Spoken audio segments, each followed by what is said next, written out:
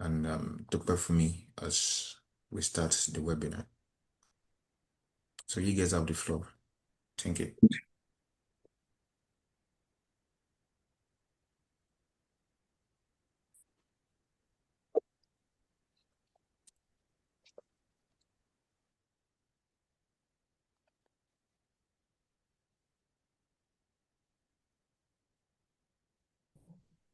Can you hear me now?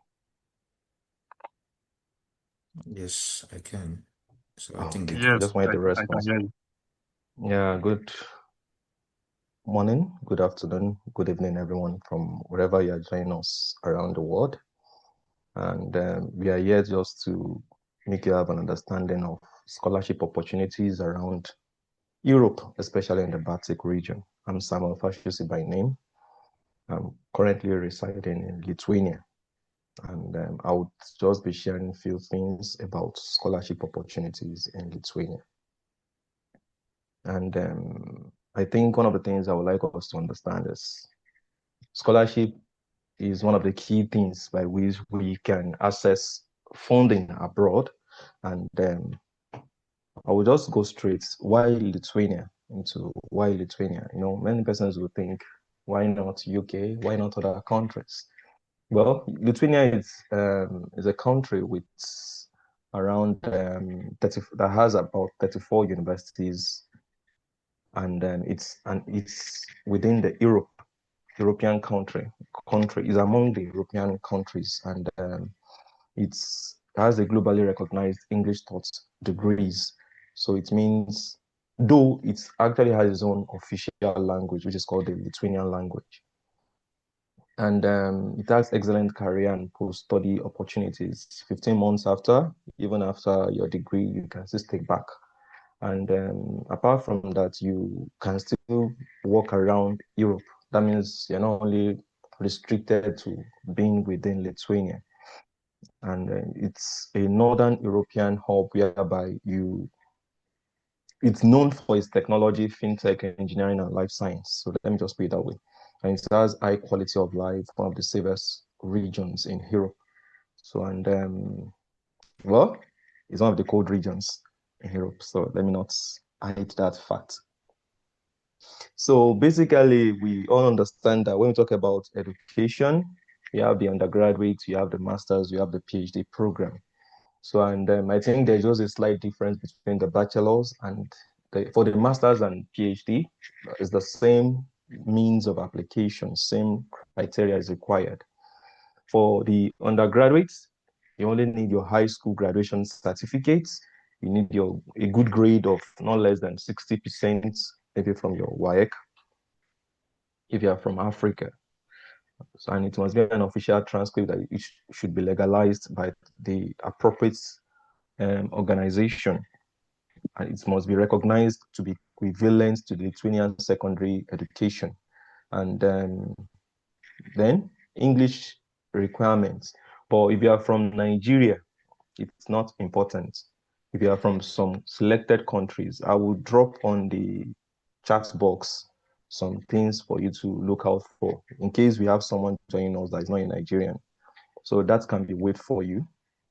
And for masters and PhD, the major requirement is you need your application form. There's an application form to fill, which will have your now. It will have your passport photo. It will have your declaration of not securing other PhD offer or not securing other master's offer. It will state your highest degree. If it's for master's, that's your bachelor's. If it's for PhD, your master's. You have to state what you have in the form.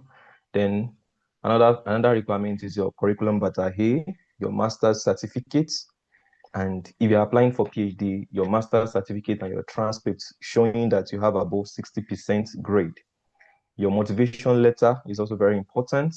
2 reference letter from your referees, award certificates, your country passport, publication, soft copy, either non-indexed or indexed articles, and change of name in case you're a female. And if you're not a female, just write maybe in just small word. My name has not changed. I'm a man or something. You can put it there. Then one of the things the recruiters do is they have a system of grading, and this actually decide if you meet the requirements. So they grade based on what we call the completion score. So the completion score is calculated this way. It differs. All of these is clearly stated in the portal. Wherever you see the advert, you see what is considered for being, what is looked into before you are considered for the opportunity. So, for example, I think this is VTU or something, one university like that in Lithuania. Their requirement is 0.2 times your research publication. If you have 3 or 4, how strong it is, plus 0.4 times your GPA, plus 0.4 times your motivation interview. Because after every of your application, you'll be called for an interview. You'll meet with the admission committee. So, and they're the one to give the final. So all of these is cumulated to make the final decision if you will be considered. And for some other places, they will also add your research projects. That's from your motivational letter. Your motivational letter will also be part of what they consider. So let me just go straight. Why should you consider Lithuania? No, the key benefit of joining Lithuania is you get a monthly stipend, and it's between 1.3 to 1.4 euros per month for the first year, and the second year there'll be an addition of 200 euros.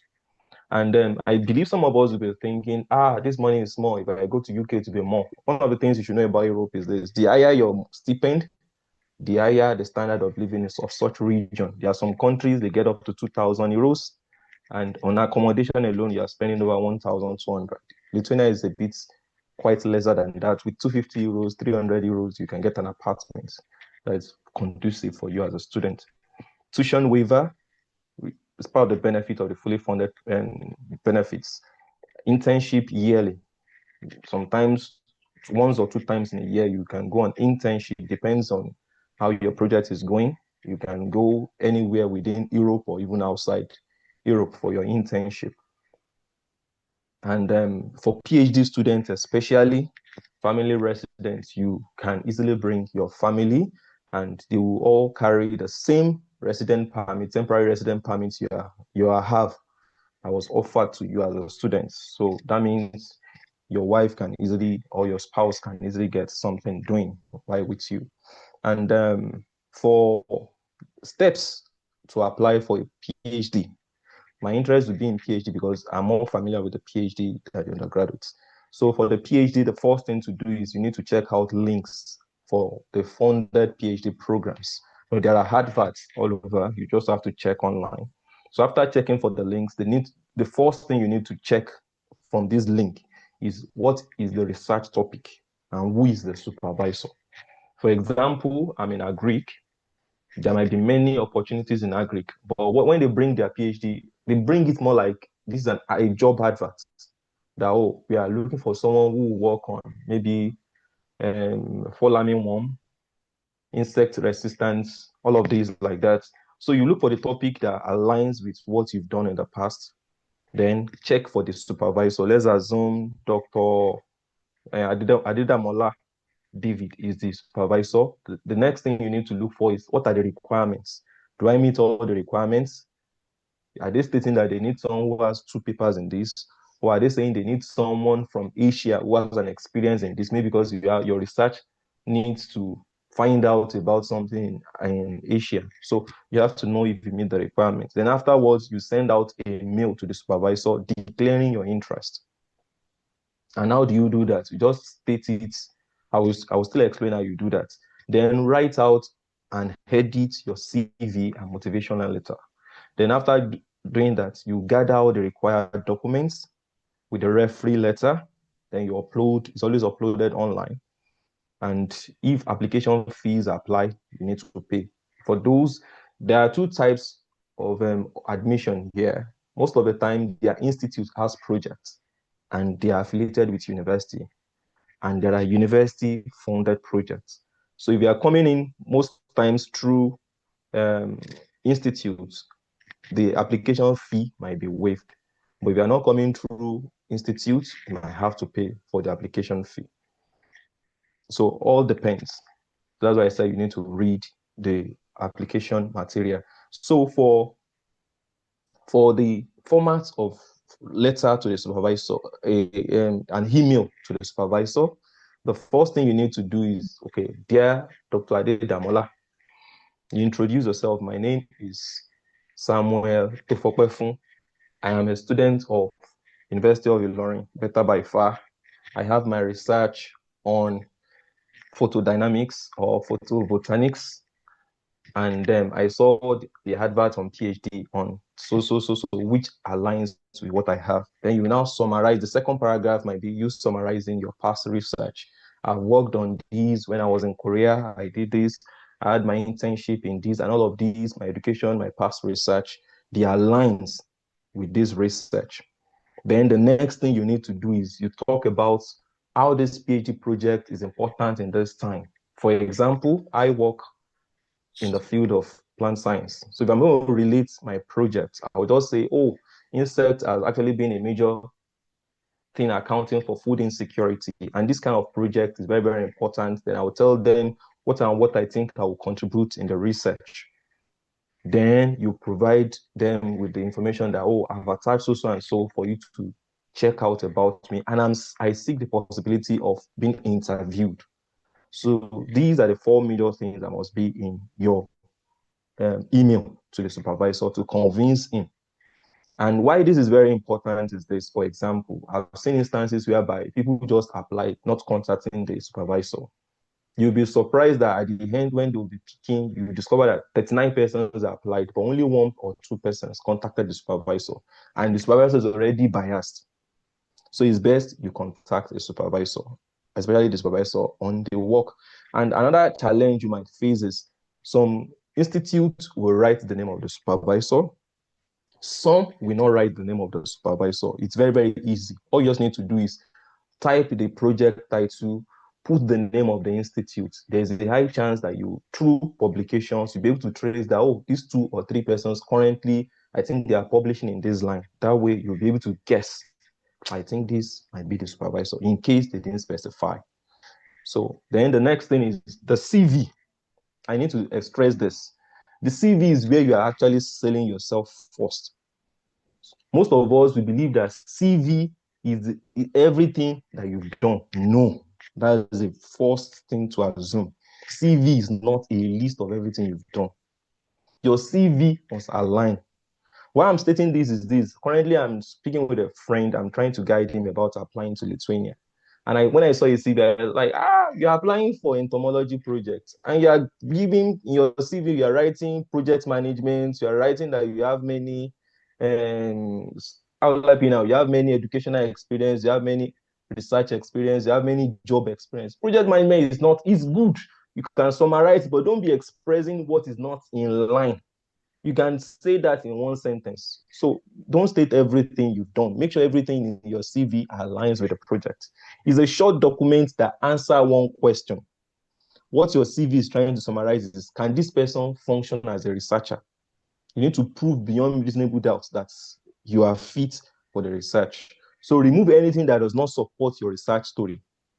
Do not write that you are assisting a project, you are studying a project. You know, most of us in Africa will say, I assisted Professor so and so to achieve this in this work. No, just write what you did. Oh, I analyzed this, I built this, I discovered this. Let the outcome beat the response. Don't just state your responsibility. State what you achieved during the course of the work. This will show that this person is ready to work. Nobody will invest their money on sympathy. I need to emphasize that. So if your CV and the statement of purpose tell two different stories, neither will be trusted. So that means for your motivation letter and your CV, make sure that everything flows together. Not that you, in your CV, you are writing that you're a good researcher. In your motivation letter, you are writing that you are a good specialist in something else. No. So this is just a template of a CV which I saw online. Shukuma, Chiroma, Adekunle. And if you look at it critically, we would see that the person stated some things he did as the headings. I'm sorry, as the heading, and the person provided his email, his phone number, and his LinkedIn profile. You don't need to put your age, you don't need to put your date of birth or any other, all those things. House address is not so important. The means of contact should just be provided by email or phone number, and they rarely even contact by phone number. So then your education puts your degree, the university. If you have a good GPA, put it there. But if it's not too good, no need putting it there. The thesis you can put there. If you care, if you have a good rapport with your supervisor, you can put it there. But if you don't have a good rapport with your supervisor, don't put his name at all.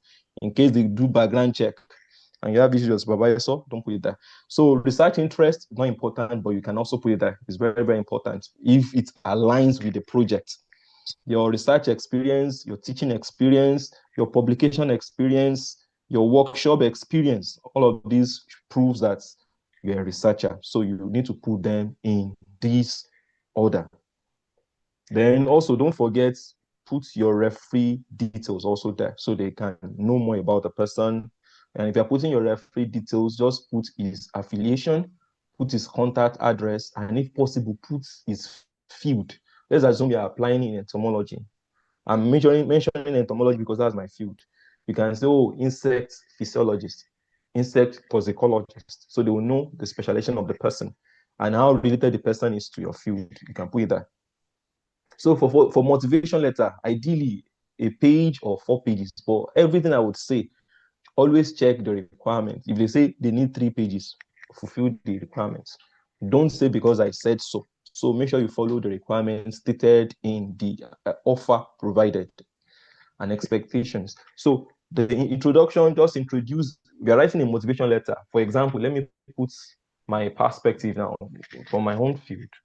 If I want to write for my field, for example, I can talk about in Nigeria, for example, there's a high record of food and losses associated with pests, insect pests. And in Nigeria, mostly farmers rely on insects chemical control. And due to its environmental effects and ecological imbalance, the use of chemical is not best. So I want to explore integrated pest management, or I want to explore host plant resistance. So it's a problem and you have interest in it. And you just, from the problem, you raise a research question. When you notice, you can say, oh, I noticed this right from my high school when I was in the farm with my father. You can state that. Then state your interest in finding an answer. That's the introduction.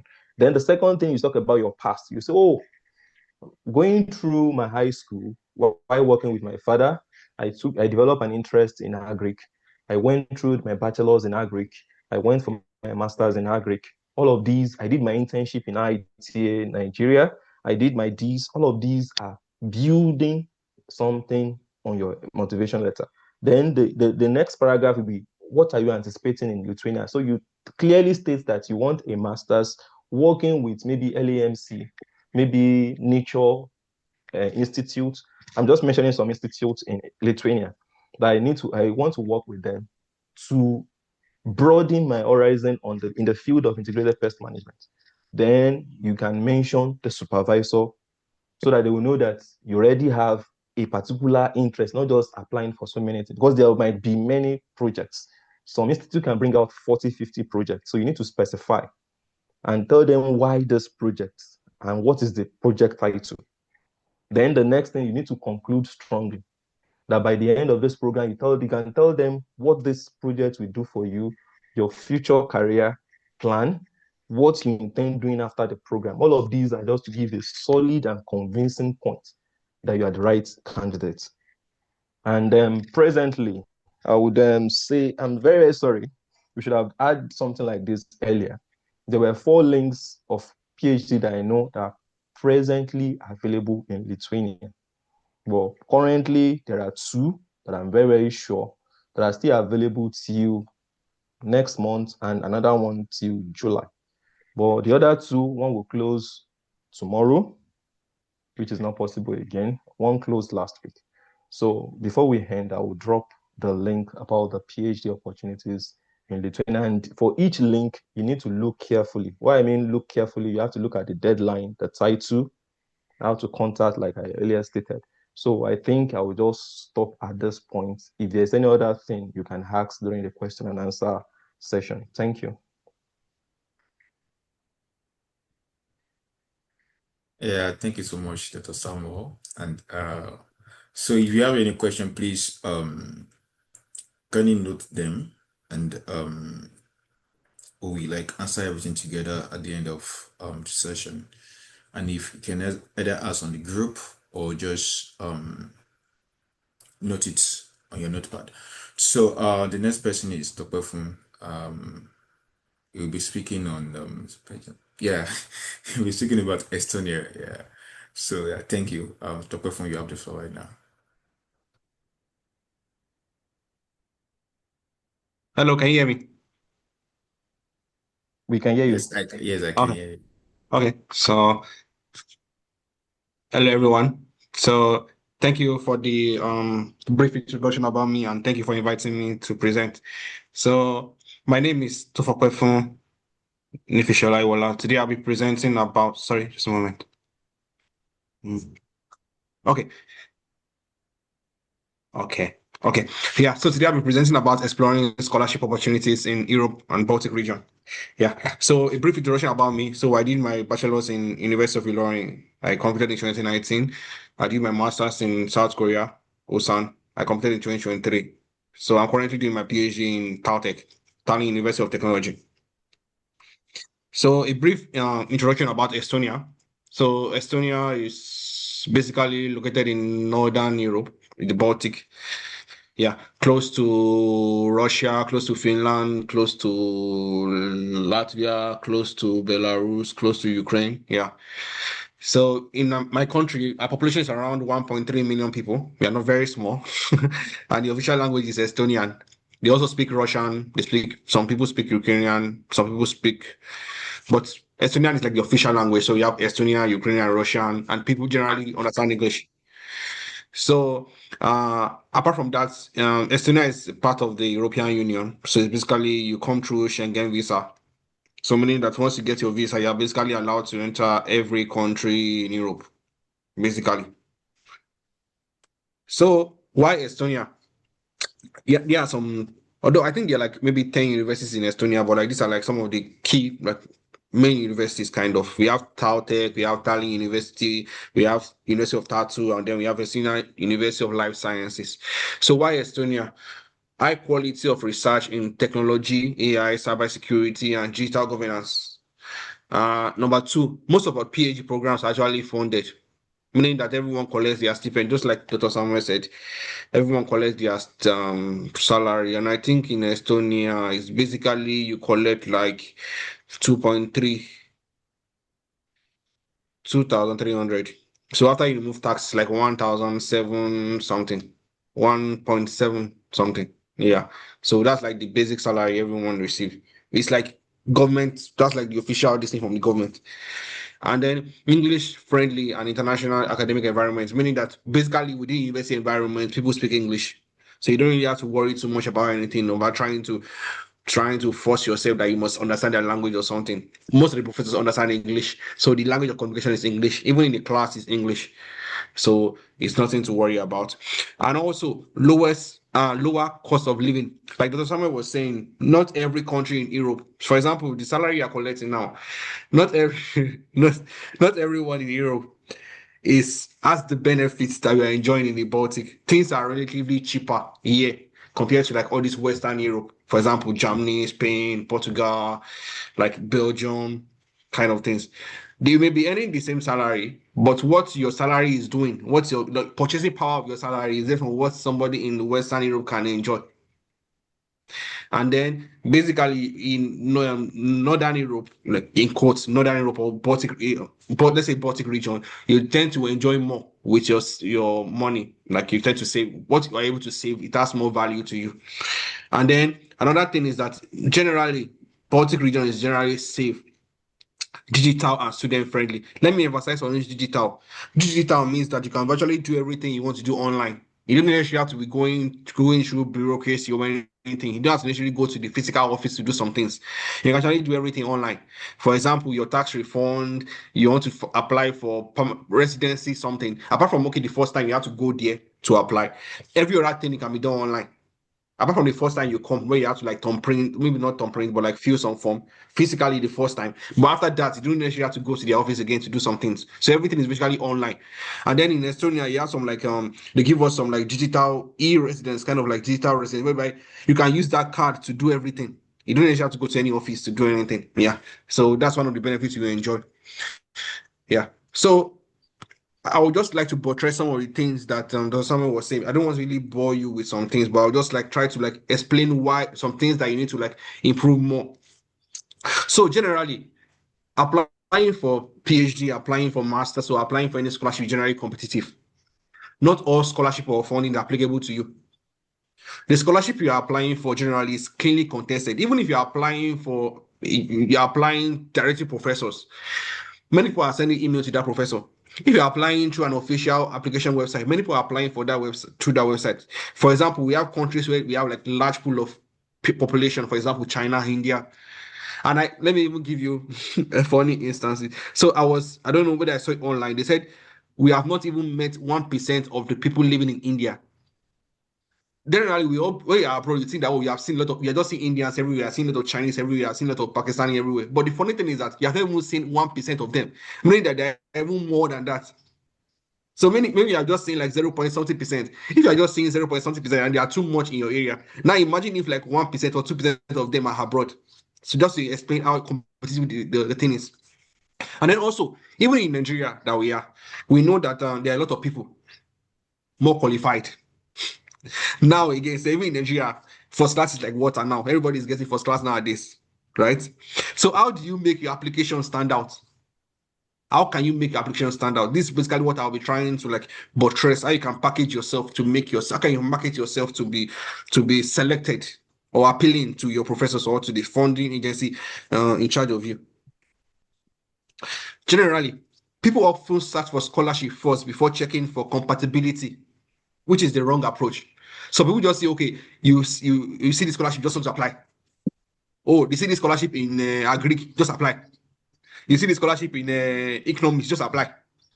Because you have a bachelor's degree in economics does not mean that that thing is applicable to you. Because you have a bachelor's degree in Agric does not mean that that particular scholarship is applicable to you. You have to read through that program. You have to read through what that program says. For example, in Agric now, I'm aware that, for example, we know there's agronomy, there's agric entrepreneurship, there's plant science, there's different things, different fields. You have to understand what is your own niche. What is the area that interests you? Even if you're a bachelor student, what was the thing that you did in your bachelor's thesis? What is that your selling point? What do you have? What was your thesis about? What was your undergraduate thesis about? Because I know like a lot of people are here. So you have bachelor students, you have master students. So I'll just be talking in general. What did you do in your final year? What did you do? What was that area that you worked on more specifically? Or what is that area that interests you more? In your masters, what did you do in your masters? What was your major area? Of course, some masters can be general, right? But still, there's this thing that you wrote your paper about. For example, if you are writing your thesis, what was your thesis about? Or you wrote a paper, what was that your paper about? If it's not a review paper, if it's like a original paper, for example, what was it about? You have to identify it. You understand? And then identify what makes you unique. What is your selling point? Like I was saying, what is your marketing? What is your marketing point? What are you marketing? What can you market? To make it easier, you can have a scholarship book, for example, a hard copy of the book where you can always refer to. Okay, this is what I am good at. This is not what I am. For example, you can have a table. I am good at this. I am bad at this. I am good at this. I am bad at this. Like pros and cons. Where are you good at? Where are you bad at? And then you'll be able to tailor know that, okay, this is my strength, this is my weakness. And then you have to identify your qualities, the performance evaluation of yourself. For example, you need the performance evaluation of yourself. Do not be afraid. People with low, if for example you have low CGPA, doesn't mean that you cannot win a scholarship. It doesn't mean that you cannot win a scholarship. There are also so many people with zero publications, with zero publications that have won scholarship. How do I effectively market myself while also reducing my weakness? That should be what I'll be focusing on here. So just a moment. Sorry. Just a moment. Okay. So, like I was saying, if after you identify yourself, next you have to identify your funding agency, your professor, your university. What are the requirements they are looking for? Who are they looking for? What do you represent? What do they do? Not all, like I was saying, not all funding agencies are applicable to you. For example, some funding agencies are specifically for people in Greek. It doesn't make sense for people in electrical engineering to apply, except if they say that it's multidisciplinary. That's when you can apply. But if, for example, they specifically said that okay, people in this field should apply for this scholarship, and you know that yes, you are doing, for example, you did Yoruba, and they said they are looking for people in you are looking for people in maybe for example, Greek electrical engineering, those you cannot apply, except they say specifically that they say that okay, people from different field are encouraged to apply. You know, they have already specifically stated it that okay, anybody can apply. So another thing is that what are the requirements? What are you looking for? What okay, I think I've said this. This is a very important point, and they are as they contribute to help you to know what to focus on. Your goal should be a perfect balance of requirements and criteria. If you identify the requirements and also identify the criteria, then you should try to like balance the two. For example, 50-50. That is how you can improve your chances of winning a scholarship. So another thing is that irrespective of where you are, whether you are undergraduate or you are currently a graduate or you have done your masters, there are some things, key areas that you can control. For example, what do professors or foreign agencies look at? For example, they look at your research experience, your publication. They look at your work experience, and they look at your continuing education. For example, online training, seminars, webinars, shops, skills that you have. These are the things that you can control.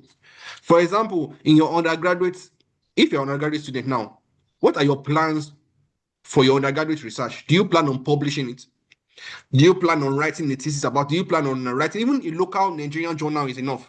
I remember when I was in Nigeria, my first paper, my first publication was in local Nigerian journal, some Nigerian, I think it's Arizona something journal of engineering. Is in North.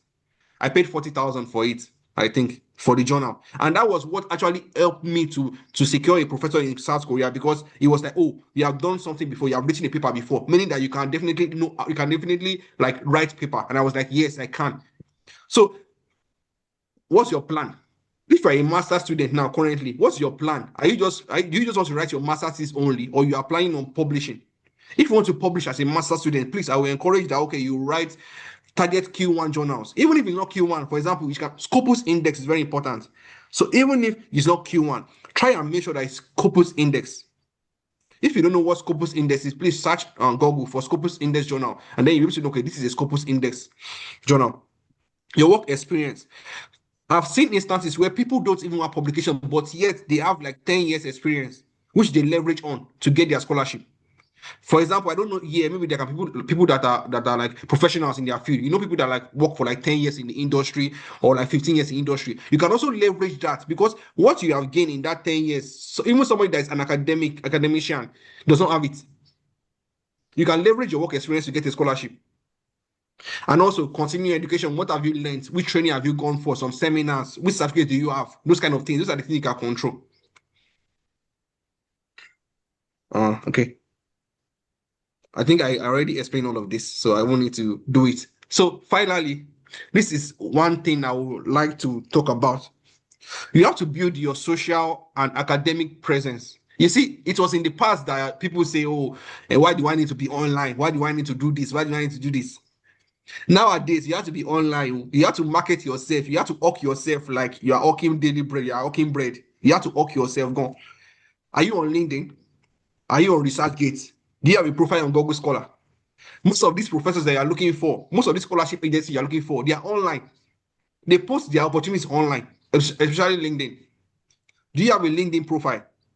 What are you doing on LinkedIn? Are you just reading news or following Punch Nigeria, or you are following Nigerian Tribune? Who are you following on LinkedIn? Who are you connecting with on LinkedIn? Let me share you one secret about LinkedIn. Like I said, many professors are on LinkedIn. So if you connect with a professor, like for example, you connect with one professor on LinkedIn, this professor asks professor that is his friend. So meaning that if that professor does not have the opportunity, he has a friend that he knows that has an opportunity. And when that his friend posts for example, a PhD opportunity or a master's opportunity, he will like it. And then you will get to see it, right? Meaning that you are benefiting from that connection with him. And then if you connect with that professor that has opportunity, if you don't get If you apply and you don't get it, that professor also has a friend that has a friend that has a friend that has a friend that has a friend that has a friend. Meaning that you are expanding your network. Like me now, my LinkedIn profile before, maybe when I opened my LinkedIn in like 2016, 2017, I was mostly connecting with my Nigerian friends, which are like people like in University of Ilorin. I was just connecting with them. Anybody that from University of Ilorin, I'll just apply, accept. But now I don't do that again. If you are not connected to my field, I remove you. I don't even accept your request. I'm very sorry. It's not like I'm a bad person or anything.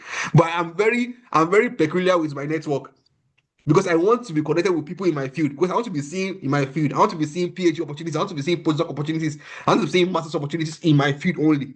You have to be careful with people you connect with. On ResearchGate, do you show your publication? Do you share a publication on ResearchGate? On Google Scholar, do you have a Google Scholar account? People now, for example, they want to search you online. They want to search, okay, they search, okay, for example, for Perfume now, they will search you online. You have any online presence. Nothing. They cannot say anything about you. Now imagine somebody from Pakistan and they search the person and then they see the person. And the person has one beautiful website and the person has packaged himself like agege bread. Who do you think they will choose? Please learn to package yourself. Learn to package yourself. Yeah. So finally, I won't really, because Dr. Samuel already explained some of the things on how to apply for PhD. I won't really want to talk too much about it, but I would just want to provide one website for you. There's this website they call EuroAxis, EuroAxis. Yeah, I think so. EuroAxis, yeah.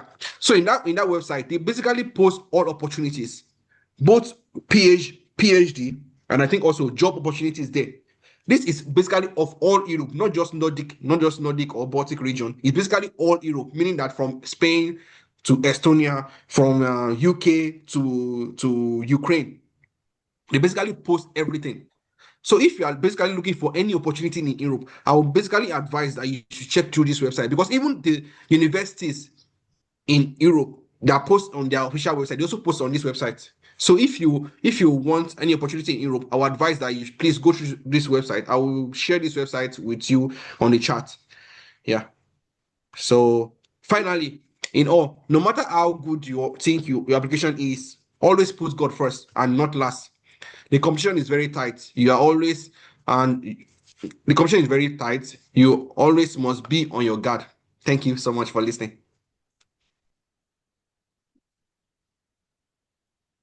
Thank you. Yeah, thank you so much, Dr. Fun, for that beautiful presentation. That was really nice. And I think I remember when I did a webinar on Estonia some years ago, and that was because I have a friend there then, but she's not in Belgium. And Estonia is a very good place. I had a friend there enough to for me. I'm sorry, Topper is there, and so it's really a nice place. You can also migrate with your family. That's what I know, and I think the standard of living is fine as well, and it's really a good place. So open the floor for questions now. So if you want to ask a question, please you state your name, your school, or what you do, right? And then proceed with your questions. So your name, what you do, or your school, and who your questions and who you're directing your questions to. So so for the questions on the chat box, I have a moderator that will read that. But if you have a question directly, like an audio questions, like you want to speak by yourself, please just raise up your hand so I could just call you directly. So the floor is open for questions now. Okay, Sophie, I can see you.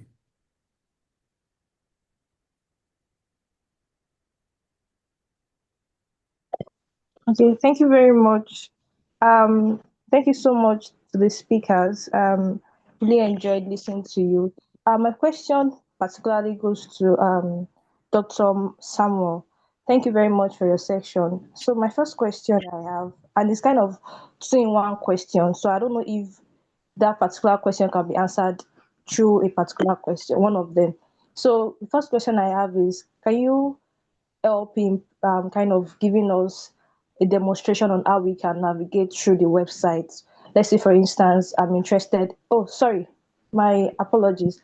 My name is Sophie. I'm currently working as a graduate assistant, Department of Plant Science at Olabisi Onabanjo University.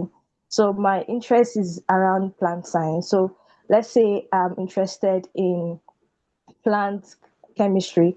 So how do I find faculty members that have funding so I can reach out to them?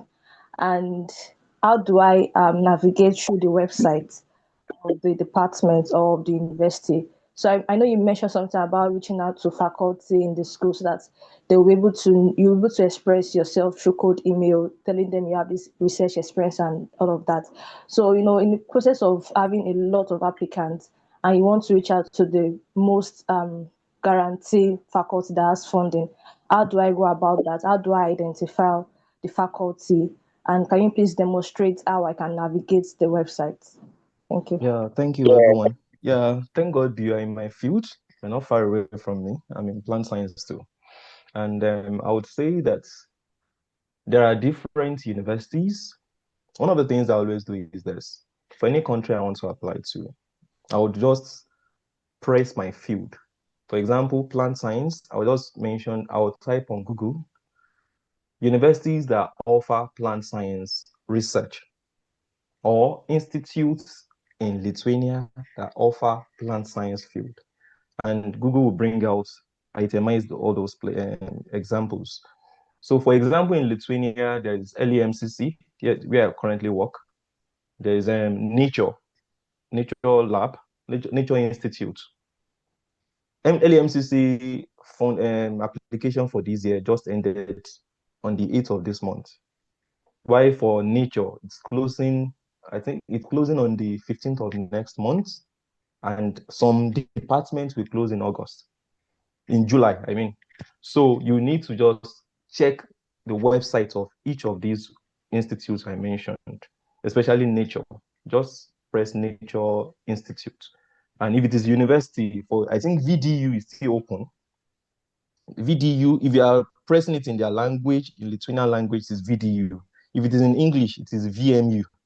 Viatagos, Mago, something university. I can't pronounce it. I'm sorry. Though my institute is affiliated there. So you check there for the VDU, I think it's closing next month. So when you check the website, each of the websites, either institute or university, they will state that PhD opportunities or PhD vacancies, they'll put it there. So once you click it, they will tell you the different departments. Like they will tell you plant science, they can tell you agronomy. Like in LAMCC, the LMCC website, you will see agronomy, you will see forestry. So you click on which one pertains to you, and under each, you will see the different topics that are available. What they do is just like, for institutes, researchers have just secured funding. They need researchers that will work in that line. So you just look for the topics. Like for LMCC, you can have like 40 topics. For nature, you can have like 5 or 10 or 20 topics per department. So you look for the one that is best suitable for you. Then you look out, some institutes will write in front of the topic, the supervisor. Some will not write. All you just have to do is, if it is LEMCC, for example, you just look out for the researchers. Like when I was coming to LEMCC, there was no supervisor's name on the topic. But my instinct just told me, check who has done a work on broad-bean weevil. And I saw Professor Dr. So has done 1 or 2 papers on it. And I reached out to him. So the basic thing is, when you write like that, make sure that you write something compelling with detailed explanation of what you've done, how you're a perfect person for the work. Like when I was sending I attached so many things. I attached that I review for journals. I attached that I've won awards in conferences. I attached that I've done this and done that. The basic thing is a competition. Why I'm saying all this is not for show off. I want you to know that there is someone better than you, but you need to package yourself. And when the results will come out, 39 persons actually applied. But my supervisor told them point blank, I only need Samuel. I don't need any other person. So that's the same way it will be. If you can contact the supervisor, it will give you a sure soft landing. Unless one baddest person comes compete with you. There are some times that someone that has a very, very large profile will still be there. That's why Tufo said you still need God in this process because the competition is tough out there. So I don't know if I've answered your question well, but I think that's the best way you can do. You have to check their website. I can't tell you categorically now that it's only this university because you might check out other universities and I'm only familiar with 3 universities, 2 universities and 2 institutes in Lithuania. But Lithuania has like 34 universities and many other institutes. So, and I'm not in many fields. I'm only related to science and agric. So I can't really answer for everyone. So you have to do your due diligence to check each institute like I itemized. Thank you. Yeah, thank you, Dr. Samuel, for that. So I have a question from the chat box. So I think his question has been answered already. It was asking how best to leverage to get any of these opportunity. I think your best shot is just visit the websites and I don't know if they have time to help you review your applications, but I think if you before you can reach out to them, they will surely ask you like, have you found an opportunity? So what is it? Are you trying to apply? What do you have? Do you meet up with the requirement? So I think the best shot that you can have as a person to apply is first go to the website, and that will make that work easier for you. So I'm sorry, David, can I show them an example? Let me just yeah, visit the sure. website, Nature. Yeah, of course. I'm coming out. Once I can get it, I will share my screen. All right. So do we have any other person that wants to have a question? That has a question rather?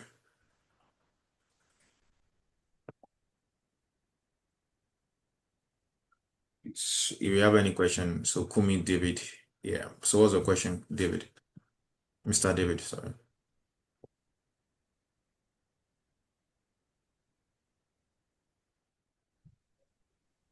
Can you hear me? Oh yes, we can hear you. Just Yeah. hold on. So, Just yeah, hold I'm on. Mr. David, hold on. Let's quickly okay. attend to this question. Thanks. Sorry about that.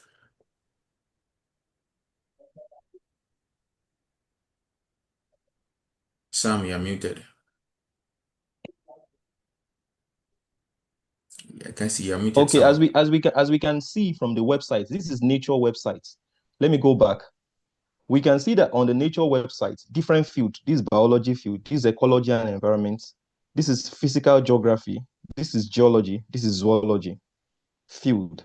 And if you look at the biology field, they wrote their requirements, how they calculate publication, research projects, motivation interview, how they calculate, how they recruit. And if you look down the deadline, you can see that it opened this month and it will be closing by July. That is for biology.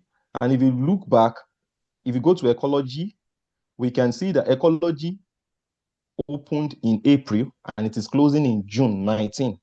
So that means you have to check for each department. Their timeline differs. It depends on how urgent the researchers are looking for someone to take over. You can be in plant science and your opportunity is in biology. So don't just be looking for plant science opportunity. You have to check each. Even in plant science, you can have in ecology. If you're in geography, you can check in geography, geology, zoology. So this is just an example of what to do. And for the projects, let me see. Okay, yes, if you look down under these biology, if you scroll down, these are the projects that they have funding, each project, and this is the name of the supervisor in front of it. This is the supervisor, this is the topic, this is the topic, this is the supervisor, this is the topic, this is the supervisor. If you look down, they are nice enough to provide the supervisor for each of the topics.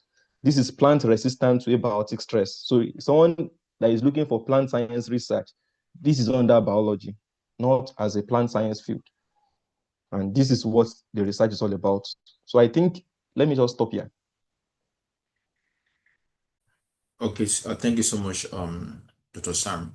So yeah, David, Mr. David, can you please ask us a question now?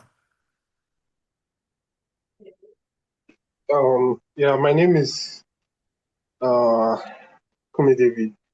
So I just wanted Dr. Samuel to show us just the way he just showed an example now. If you can show another example of how to look up advisors on some school, like maybe a school website, how to navigate where faculties, and you can maybe check for lists of supervisors in a particular field area. I don't know if it Yeah, works also. I think I've already done that, but the only thing I didn't do was after checking the opportunities available, that is the project currently available, you saw the name of the supervisor beside it. The next thing you will do is just copy the name of the supervisor, put it on your search engine. It will bring you to the web page of that person in that institute. All you just need is his email. Just copy his email, post it on your email box, and write your email to the person. That's all. Each institute has a web page for their researchers, which you can get their email. Or do I Yeah. need to still demonstrate that to you? No, I think that's simply straightforward actually. Yeah, That's for me, like the reason why I was asking the question, the reason why I was saying that is because I think some people still don't know how to navigate it. I still believe some people don't know how to navigate it. So, Okay, and but like, you are the one. Now I get what you're saying. Okay. Let me just give me just few minutes. okay. Let me share my screen again. I'm coming. Okay. Can you see my screen? yeah, yes, I can. Okay. This is the example I want to give. Look at this name that we are saying now. So if I want to look out for this person, I'll just copy on my search engine. Yeah, so look at this. Oh, okay, it's still, no, I'm coming. That's not what I need. I need his details. That means he does not have a profile, most likely. So one of the things I do, if the person does not have a profile, I will have to go and check one of these You try Google Scholar or ResearchGate. publication. So from publication, I will search out the person. This, I don't know. I think I'm not lucky with this example. Let me try another example, please, Try. Can you because of try our if time. she has Google Scholar or ResearchGate? Oh, okay. That's another thing. Okay, let me check that. Okay.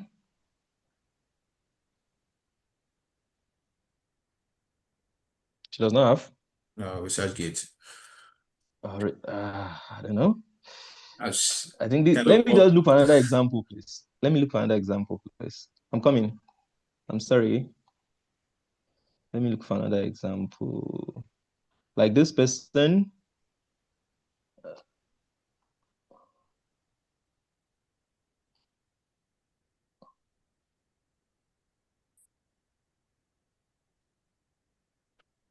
Like this person now. This is his name. This is his lab email. And if you want to read more about him, just click on his CV. If you click on that CV, you have access to what he has done. And in case the CV is written in Lithuanian language, download it, use translator, translate it, then you know more about him. At least he has a summary of what he has done. So that's very easy. And the best advice I will give is if you are applying here, the best browser you should use is your Google Chrome, because Google Chrome will easily translate to English in case the website is in Lithuanian language. I think that's set to that. That is the email. That's all. Thank you. thank you for that. Moving on to the next person. Thank you, Mr. David, for that question. So don't forget to like introduce yourself, your name, what you do, and what you study or what you're studying. So I will call on Mr. Francis to ask his question. Okay, thank you. Please forgive me, I cannot turn on my camera and my space is compromised. But then my name is Francis Emmanuel. I am a veterinary doctor or veterinary professional. and I studied in University of Maiduguri in Maiduguri, Borno State. I clearly didn't understand. I think it was due to my network. I didn't understand what the second speaker was actually saying. He said, a bunch of things, but trying to buttress the point of Mr. Samuel, and but then after the part of he was also trying to talk about making your application stand out. I think that was the point where my network got, weak or something. But I didn't get that part. I don't know if he can throw more light on, making your application stand out. Okay. Okay, let me answer for him. He's currently On the busy. call. I don't know. He just Oh, messaged now that he's a little bit busy. He's on a call. So, like, I would one of the things you should know about application is this: you are competing with so many persons in your field, and there's a high chance that everybody has what make them special. Even if you finish from the same university under the same supervisor, you all have different things that makes you better. For me, for example, if I'm competing with someone like Aladeshi Adedamola David, he has more publication, he has more experience than I do, but I am still unique in my way. You can talk about so many things to make you stand out. Probably, if I have just one publication, I can package myself by saying, oh, I did my internship at International Institute of Tropical Agriculture, IITA, Ibadan, Nigeria. That alone can open way. I can talk about a research that I did that is in line with this topic. Maybe after my bachelor's, there was a funding that your supervisor got, and before you went home for your NYC, you joined in that research. You can itemize that. You can talk about the skills you gathered.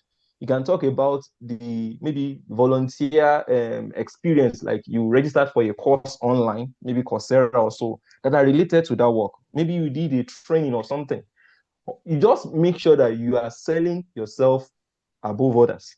When I was applying here, there are things they didn't require. They didn't ask for the award certificate and the likes. But I provided evidence that I reviewed for MTPI. I reviewed for Willie. I reviewed for Elsevier. I provided the evidence of the certificate.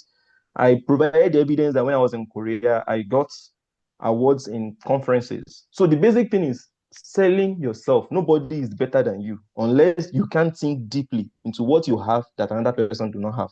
So that's how to sell yourself. I think that's what he is trying to say. Yeah, thank you for that. Yeah, I think it's about selling yourself out actually. So you have to like sell yourself. And like I said I think in my posts before this event, like both of them, like the three of us were in South Korea before we actually left.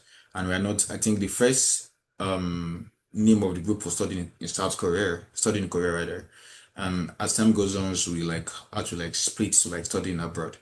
And right now, I think we have so many members of that group outside South Korea right now. And as at yesterday, someone told me that he got a visa to New Zealand with his family, and they are moving from South Korea to New Zealand. So I think I'll be inviting him to speak later in the year. But it's what we can always do to like get the skills, say yourself, like it's like applying for jobs.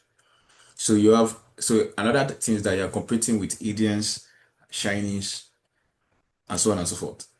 And those guys don't come with maybe one citations or two citations. They come with millions, sorry, thousands of citations or hundreds, and they have experience. And that is why you need God. Very important. So before I call the next person that his hand is up, I have some questions from the chat box, which I'm going to read in shortly. So so there was a question someone that asked me is, yeah, we surely send the what's it called? I'll send the what's it called the link to the recording. That's one. And number two is, how do you find the cheapest university in Europe? So how do you find cheapest university in Europe? Then what did I say again? Then the next question is like Dr. Sam, can you please drop the link to that website you shared, the nature website? that show the physical science, biology on the chat box. Thank you. It's already on the chat box. I already dropped the links. Okay, so it's already on the chat box. Yeah, So everything is on the chat box. I dropped 3 links. 2 already, they still have extension. 1 will close maybe tomorrow or 2 days time. But you can still check in case okay. you're planning against next year. All right, so the link is already in the chat box. So let me know if you get the link or you want direct Then support. for you, we're talking about cheap schools. The basic thing is, like I said, I told you, no, we are not agents. We can't tell you do this and this is the solution. You also have to do due diligence. We are just giving you a leverage information for you to walk into. We're just opening a door for you to move to the next. So all you just need to do is you need to check each universities. There are universities that you don't pay more than 7,000 in a year, 7,000 euros. There are universities you have to pay like 15,000 euros. So you have to check yourself. You have to go to the university website. There was a time a friend was looking for opportunities, masters here. He told me to check. He himself did the due diligence. Then you have to contact the school office, tell them how is their payments. Some will tell you you have to pay once, some will tell you have to pay twice, some will tell you have to. So you have to do the search yourself and you compare the prices. That's when you know which one is the lowest, which one is the highest. I can't categorically say one now because I don't fall into a category of self-funded. Thank you. All right. So we have Mr. Light or Mr. or Mrs. or Miss Master Light. Good Anyone? afternoon. My name is Okweto Solua, and I am a final year student in software engineering at Babcock University. So my question is based on what Mr. Tofek, what's not pronounce his name? Well, the speaker after Mr. Samuel, what he said, so it was like when you're tough, sir. Okay, sir. So you were saying something that when you're making your CV, it has to be when you're putting areas you've done that depending on what you're looking for, it has to be in a way connected to what you did for your final year project. What I did for my final year project is quite different from what I am doing, what I want to look for. So what we did for my final year project was more on a research on food donation, how to streamline and making it easier for people in rural areas to get food. But what I actually want to go for a master's is regarding robotics. So yeah, I didn't get your question very well. So let me recap his question for. So he study. So what he research is on how to get food to people in rural areas, right? That's his research. But Basic for his extension. masters, yeah, he wants to work on robotics. So he's trying to Okay. leverage. So I don't know what he's trying to. So that's the question. Like how does he want to like combine those two? Yeah, Like for you to look at basically, let me tell you the honest truth about Lithuania. Lithuania don't look into your bachelor's. If you're applying for PhD, they look into your bachelor's. If you're applying, all they will ask from you is your master's transcripts and your master's certificates. And that's what will be their basis with any other thing you have in terms of publications, in terms of research experience. So the only thing you can do is make sure you have other things that can prove that you are a formidable person in any field you have. Probably you can talk about maybe try to get some certifications, try to get maybe internship experience, try to get skills in that field, apart from you having a master's in that field. So that when they bring all these things together, it will be very, very easy. And you can also write maybe a one-line summary in your now.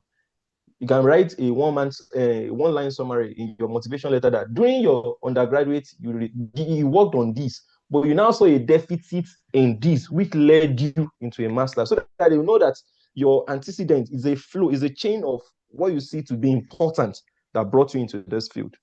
But don't be discouraged by whatever thing you've done. I've seen someone who studied English, did his master's in entomology, had his PhD in entomology. So it's not about where you started from. The basic thing is just convince that you're the right candidate. Yes, sir. Thank you very much, sir.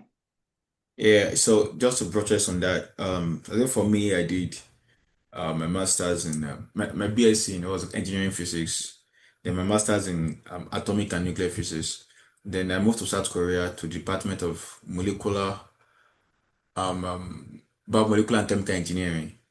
That was different, like way different. So it was very different. And right now I'm doing applied physics in semiconductor physics. So it's not about not it's not really about sometimes it's not really about what your research is. It's about what can you do, what skill set do you have, right? So you may be doing an extension and you have what's it called engineering, like software engineering skills. So you can leverage on that. So it's either you leverage on research or your years of industrial experience for those that are not active in school. So you can leverage on both ways, your skill set, your background knowledge, and what you can offer them in the school. So I think the next question is the last person because of time is Mr. Francis. Just one more time. Thank you very much, sir. Yes, sir. Especially to help me with your the history or educational history or background. Please, my question is on or how do I put it? Okay, can one, because I've seen in my field, veterinary medicine, I've introduced myself earlier. I'm Dr. Francis. I studied veterinary medicine, University of Maiduguri, so I'm a veterinary surgeon. And I've seen some of my lecturer, they don't even have masters, but yet they have PhD. And then when Mr. Sam was speaking earlier, he was saying, although yes, I know most of them, had to do their masters before PhD, but is it really necessary for one to have a master's before going into PhD? Because in my mind, I just want to move into that PhD direct without, or with, by, as skipping masters. Let me just do it first. Yeah, to answer your question, like I've always told you, I said everything about application is based on what is the requirement for this funding. Some requirements, a lecturer that likes you so well might take you in for a PhD, that's direct PhD. But some schools might insist you must first go through masters, and maybe there's no funding for masters. Maybe there's only funding for PhD. One of my mentee is in the US now. He got offer for masters, but there was no funding. The only funding that was available was for PhD in the US. And what did they do? They told her that, are you willing to go for a PhD? She said, I'm after funding. So they gave her PhD with a bachelor's. So basically, all you need to do is everything still depends on what is the requirement stated. Then what is your conversation with the supervisor? What is he willing to compromise about? So do you understand what I'm saying? So I can't categorically say that, oh, you can waive masters. Everything depends on the sponsor of this opportunity. If the sponsor is not willing, I've seen someone who did PhD, masters and PhD within 3 years. I've seen someone who did within 3.5 years. So everything depends on who has the funding. If the person who has the funding need you badly, he can take you up. If someone who does not really need you will tell you have to just go for masters, and after masters you do another PhD. So everything depends on the sponsor, the kind of funding, and the person taking you. Thank you.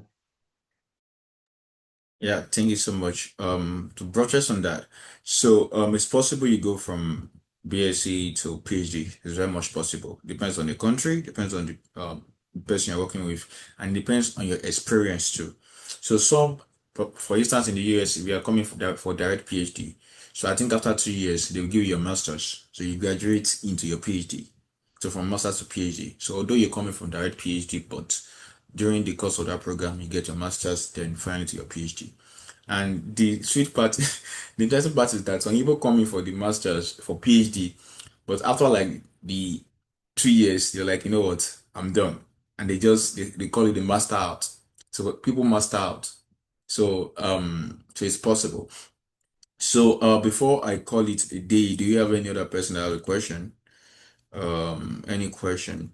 So right now I'm not seeing any question from people in the non-STEM, like probably in business, in economics, in accounting, in transaction, and it's supposed to be like, do we also have opportunity for those of us that is non-STEM? So a year ago, Let me talk about that. yeah, For those in non-STEM, especially communication and the likes, I will advise them to check VDU. It's one of the links I posted on the chat box. They have opportunities. Just need to check the departments, the opportunity, and the topics that are available. Then check it. Though STEM always have more opportunities, more funding than non-STEM, but still, that does not mean there are no opportunities. So please, you can check out for that. I think that's what I would advise. Yeah, so you have a question in social work. I think we just answered that. So let me just quickly talk about for non-STEM. So like I said, a year ago, I'm trying to share you guys just give me a moment. So a year ago, we did study in sorry my head. We did a study in several countries of the world, right? So this the group my group actually or the group uh YouTube page. So we have so many. So for instance, this is was Sweden that we did 5 months ago, and this is was what how to like. So most people do their CV in MS Word. So there's what we call overleaf. It's very pretty simple, and I did what's it called? A short video on how to like edit or format your CV using that. Like it saves life. It's very easy. Then so we I think I discussed about Estonia here, and under Estonia I focused more on the non-STEM. Yeah, on the non-STEM. So we talked about New Zealand and Estonia, and that was 1 year ago. And to the grace of God, we have um one person in Estonia right now since that time last year ago. And also as at this morning we have I just took like one of my someone from that group. Like I work closely with the person in South Korea. He got admission and visa to study in New Zealand with his wife. So they are moving together and the wife is getting also paid. So he's going on a student visa, but his wife got a job visa and she will also be getting paid as well. So within 1 year, like I said, within 1 year, we have two people in the country already. So in the next 1 year, we can have anybody in this group either in the Baltic region. So if you want to know more about Estonia, I will just drop that on the group page on the chat box right now. So we have other like webinars so far, but this is the first time we'll be focusing only on Lithuania and Estonia. So if you remain interested, you can always like check out any of this video and that will be that. So in the absence of any questions, let me check my chat box. So I'm going to drop that here already on the chat box, the link to the YouTube videos. So that is the link. So for people in social works, economics, I know you're very sure they are like I've seen for economics and is it what business admin also in Estonia. And and I think another problem that people have is that they want to go to US first. And in most cases, that's not always the case, right? You can always so when you're trying to get to the promised land, you have to pass through the wilderness, right? So and the wilderness is the journey of miracle. Some people like either make it in the wilderness or they die in the wilderness. What do I mean? So for instance, like myself, Samuel, and the person right, we left Nigeria to South Korea first. So just assume that South Korea is the journey of miracle. So not everybody actually made it through South Korea, right? Some had to return back home to Nigeria, right? But some actually left South Korea, right? And some are in South Korea like doing whatever they're doing and enjoying their life there. So sometimes you may have to leave a country to another country. So one thing is that if you apply for your visa outside Nigeria, it's much more easier. Like it's very much more easier. Like I never get any of my visa denied, right? And the same applies to them too. Just but once you're in Nigeria, there's that restriction there already, right? It's just like you're trying to like break through Egypt. It's very difficult, if that makes sense. But once you are in your wilderness, in that transition journey, like your exodus, right? You'll be able to like navigate like, oh, where do I want to go back, go back to Egypt or go back to the Philistine area or go back to my promised land or whatever God is telling you, right? And so that is just how it is. So first thing is for you to break forth first. So if you, I know people like I know a leader that tried US 12 times. Not even a joke. I saw her in person 12 times. Like one, two, first time denied, second time denied, third time denied, fourth time denied. Just to study BSc. Like good 12 times, right? And in those 12, because they are rich, that's another thing. But if like some people like us that we don't have the money to be doing 12 and we don't have the mental health to carry the 12 distance, you always try a way out first. So let me come to the space first. Then from there I have the money, I have the resources, then like shoot out. Right. So that's one thing. So another thing about these countries is that you can easily migrate with your family. You can't do that to the US. Right. Although there's F2 in the US, but even though you get an F2 visa in the US as a spouse, you cannot work legally, if that makes sense. So you have to like consider the pros and the cons, right? And you have to plan well. You have to be mentally ready. Masters or PhD journey is not easy. It's tough, but you have to be mentally prepared for that journey. There'll be a lot of frustrations, a lot of love letters, that is rejection letters from professors, from scholarships, right? But you have to keep pushing and praying and you have to put the God factor. So that is that from my own end. So if you have question for me, I can actually put my name let me just try and put what's it called, the group link to the group, and that will make it much more easier for us to ask me questions. And if you need the contact for any of the speakers to just help or guide you, you can always ask them if they can drop it on the group chat now. So just give me a moment, let me try and copy and paste the group link, see if we want to join. So the group is majorly for every country, and one time or the other we always post information about countries that has funding or that have scholarships, and that actually make it much more sense. If you're interested, of course you can always apply. And I also help to review CVs, but right now I'm backlogged on some, to be honest. I'm really backlogged on so many series that I really want people to like. Also, I also review what's it called? SOP, motivation letters, and help people to and guide and mentor people. And it's very difficult, and that is why I always ask people to do more of the work by themselves, right? And so that it will make the work much more easier for me. So I think any of them can also do that. So you may need to ask them if they are willing to do that for you. So just give me 1 minute. I will drop the link now. Oh, thank you, Topperfun. So Topperfun just dropped his own LinkedIn account. So if you're interested in connecting with him on LinkedIn, you can do that. Just tell him that from this webinar we had today.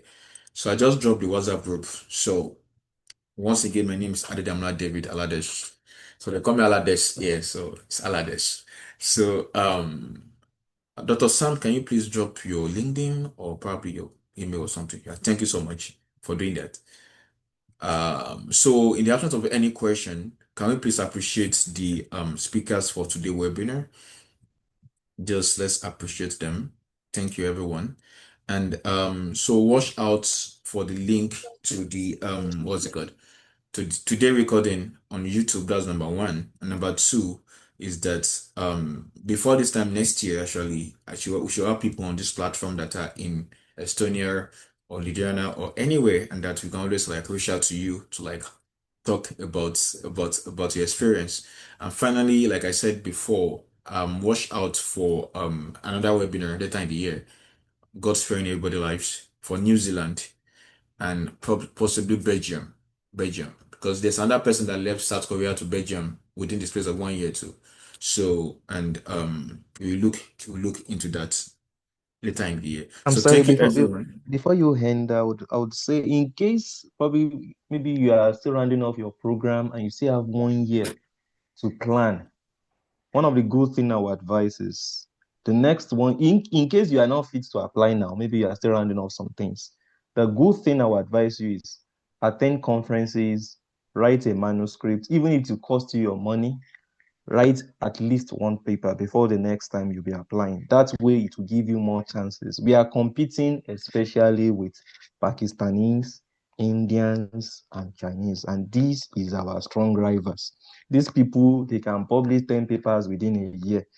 So at least, even if God will help you, he will bless what is in your hands. If you have one paper, God will bless. But you have zero paper, 0 times 100 is still zero. Please our advice, if you can apply now, use the next 1 year to plan your next movement. And coming to Baltic, if you have a family, especially for PhD, like you can easily move your family with you. Thank you. Yeah, so one thing that you said, like, so most things that I notice is that some Nigerians don't like to network. So for instance, now we have about 30 plus people here right now. And the reason why I said we should mention your name and what you do is for us to like, oh, this person is in my feed, let's network. It's easier because from this platform, either this meeting right now, you can see someone in the same area as you are, and you guys can work as a team to like migrate together. So that's what I did. So for instance, I'm just trying to share from my experience. In my department in OAU, for instance, physics department OAU, the set 2017, 2018, almost every one of us are outside the year, sorry, outside Nigeria right now. And in my lab, basically, all the three of us that finished together, we are in the US right now.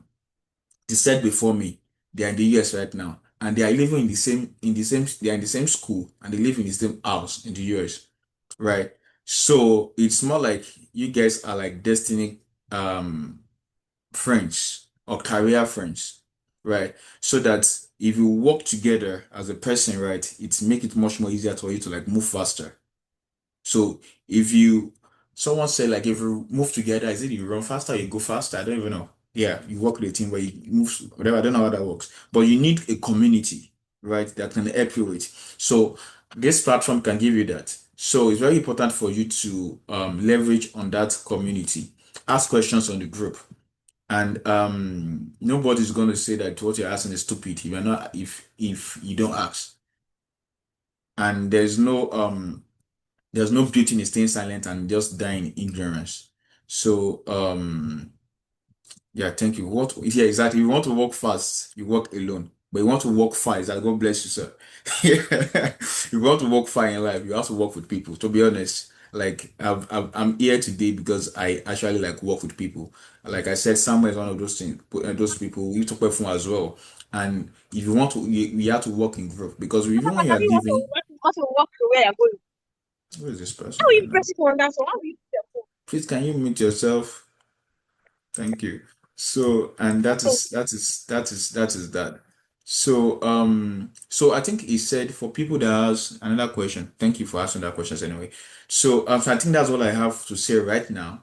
And please, if you have any question, please feel free to ask them on their LinkedIn page. For me, you can always ask me questions on the what's good on the group page. You can always ask me questions on that because I'm not always active on LinkedIn. It may take time for me to reply you. So you can just ask questions on the group page, which is more better. So, and thank you, Precious Jerome. So I think another thing is that I'll allow also like share our LinkedIn page. If you have a LinkedIn, so you can just drop it on the chat box for the next 5 or 10 minutes. So this is the end of today's webinar. So if you want to connect with other people, just write your name, just follow the format of Precious Jerome. Your name, what you study, and your LinkedIn profile. That actually makes sense to connect with people. You never can tell where if you're going to meet either someone that will help you in career or getting more money, probably someone that you will marry yourself can be on this page. You never can tell. So that we can have better relationship, better Aladeji, the matchmaker. opportunities. So and so on and so forth. So please just your name and drop your LinkedIn profile. Thank you everyone. So I will just this is the end of the meeting. I will stop the recording right now and we can just do that as we end the meeting. And once you do that, you can just exit the group. Thank you everyone. Thank you Dr. Samuel. Thank you so much. I really appreciate you. Dr. Efun, God bless you guys. I really appreciate you a lot. So thank you everyone as well for joining today. The number is massive. I didn't take it for granted, and thanks to God, importantly. Thank you everyone.